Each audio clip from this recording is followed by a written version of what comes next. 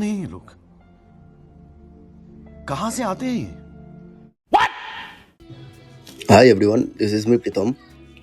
যেরকম তোমাদের বলেছিলাম যে আমি এই উইক বা উইকেন্ডে আরেকটা ভিডিও আনবো, বড় ভিডিও, যেটা চেস্টের হবে। আজকে আমি চেস্টের খুব নর্মাল এক্সারসাইজ করেছি, যেইগুলো তোমরা সচরাচর করে থাকো। তোমরা ভিডিওতে দেখতে পারবে আমি কী করেছি। খুবই সিম্পল, খুবই বেসিক। আমি বেসিক ছাড়াও হাবিজাবি ওয়ার্কআউট খুব কম করি। তোমরা দেখো, তোমাদের আশা করি ভালো লাগবে। আপাতত এই পোজিংয়ের ভিডিওটা দেখো, তোমরা এনজয় করো। আমি পরের ভিডিওগুলোর মধ্যে সব কিছু এক্সপ্লেন করবো, কী করছি, কেমনভাবে করছি। চলো দেখো।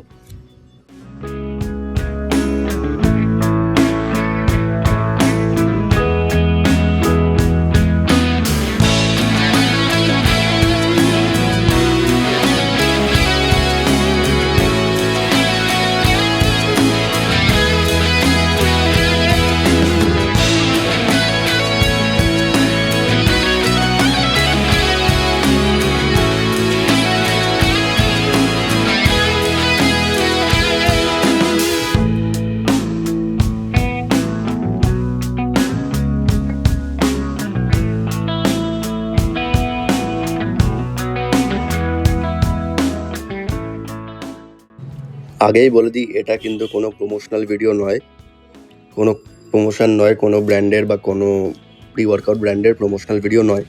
এটা ব্লাড ব্লকের প্রি ওয়ার্কআউট। এটা কিন্তু সবাই ইউজ করতে পারবে না। যাদের প্রেশার হাই আছে তারা ইউজ করবে না, কারণ এটার আমাদের হার্ট রেট খুব ফাস্ট করে আর খুবই ডেঞ্জার এই প্রি ওয়ার্কআউটটা। এবার সবার মাথায় আসতে পারে, তাহলে দাদা তুমি কেন ইউজ করছো? আমাদের ক্লায়েন্টদের অনেক রকম ডিমান্ড থাকে, যারা ইউজ করতে চায়। এমন না যে এটা কেউ ইউজ করতে পারবে না। যারা বিগিনার আছে, যারা নতুন নতুন ওয়ার্কআউট স্টার্ট করছে বা নতুন কেউ প্রি ওয়ার্কআউট ট্রাই করবে, তার জন্য এটা নয়। এটা আমি নিজেও পার্সোনালি হাফ স্কুপ খাই, হাফ খাই বা কখনো হয়তো ফুল খাই। আমার ওয়ার্কআউটের উপর ডিপেন্ড। যেদিনকার লেগ থাকে সেদিনকে আমি হয়তো ফুল খাই, সেদিন এনার্জি আমার বেশি লাগে। কিন্তু নর্মালি বাকি বডি পার্টের জন্য আমি হাফ স্কুপ রাখি। যাই হোক, এটা তোমরা ইউজ করতে যেও না। তোমরা আরও ব্র্যান্ডস আছে, সেগুলো তোমরা ইউজ করতে পারবে।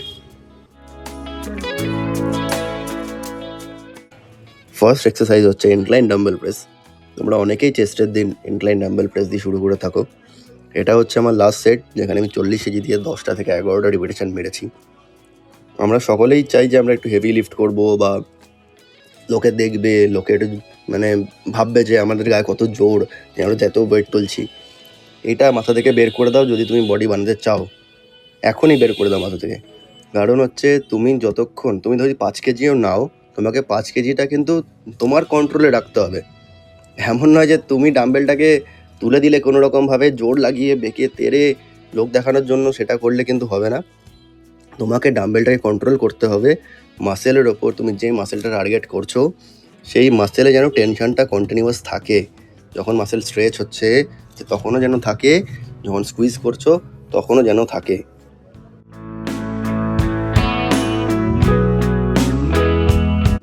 আরেকটা কথা না বলেই পারলাম না, যে এই ডাম্বেলটা তুমি ইউজ করছো, যেটা তুমি যেখান থেকে নিয়েছো সেটা সেখানেই রাখবে। এটাই হচ্ছে ডিসিপ্লিন।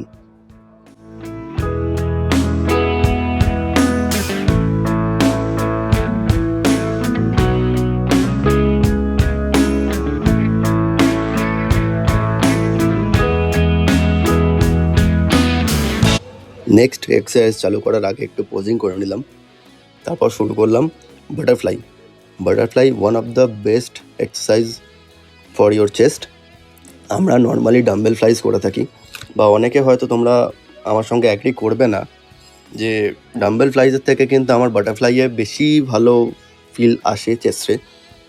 তোমরা দেখো, বাটারফ্লাই রেগুলারলি করে দেখো, 1 মাস টানা করে দেখো চেস্টের দিন, তোমরা আমার মনে হয় বেটার রেজাল্টস পাবে ডাম্বেলসের তুলনায়। যারা ডাম্বেল কন্ট্রোল করতে পারো না, তারা বাটারফ্লাই মেশিনে লাইট ওয়েট দিয়ে বা মডারেট ওয়েট দিয়ে তোমরা করতে পারো এক্সারসাইজটা, বেটার রেজাল্টস পাবে তোমরা।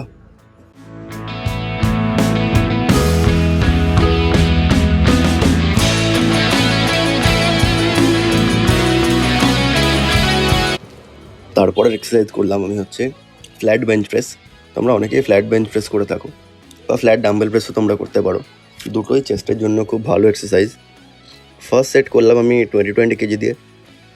তারপরে সেকেন্ড সেট থেকে আমি রেকর্ডিং চালু করলাম। সেকেন্ড সেটে আমি হচ্ছে 10 অ্যাড করেছি, আরও টোটাল 80 কেজি হলো। আর লাস্ট সেট আমি করলাম হচ্ছে 100 কেজি দিয়ে। তোমরা ওয়েটটা তোমাদের হিসাবে নেবে, কাউকে দেখানোর জন্য ওয়েট নেবে না, কাউকে ইমপ্রেস করার জন্য ওয়েট নেবে না। এটা মাথায় ঢোকাও, যারা বডি বানাতে এসছো তারা কাউকে ইমপ্রেস করার জন্য কিছু করবে না।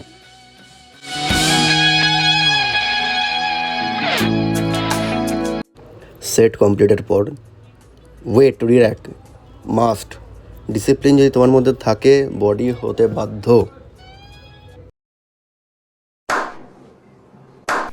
নেক্সট হচ্ছে ক্রস কেবিল, যেটার হাইটটা তোমরা মাথার থেকে একটু ওপরে লাগাবে। নর্মালি আমি 22তে লাগাই। ক্রস কেবিলের মানে অনেকের অনেক রকম ফর্ম দেখা যায়, যে একজন ফ্লাই করছে, একজন প্রেস করছে, একজন মিডিল চেস্টে আনছে, একজন লোয়ার চেস্টে আনছে, একজন আপার চেস্টে আনছে। অনেক রকম ভ্যারাইটি হয়, সবারটাই ঠিক, কারোরটাই ভুল নয়।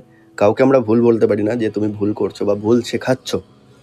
আমি নর্মালি ফ্লাইয়ের জন্য করছি, দেখো তোমরা আমার মতো চাইলে করতেই পারো।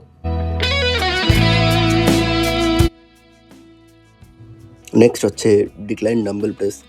তোমরা অনেকেই চেস্টের দিন ডিক্লাইন ডাম্বেল প্রেস হোক বা ডিক্লাইন বেঞ্চ প্রেস হোক বা ডিক্লাইন তোমার ফ্লাই হোক, আমি নর্মালি চেস্টের দিন ডিক্লাইন খুব একটা করি না, ডিক্লাইনের কোনো মুভমেন্ট করি না।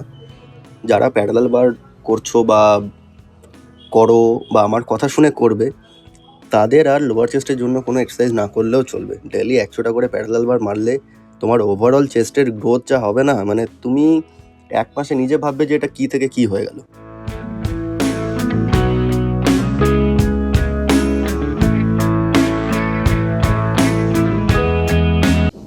চলো, আমার চেস্টের ওয়ার্কআউট আজ এখানেই শেষ।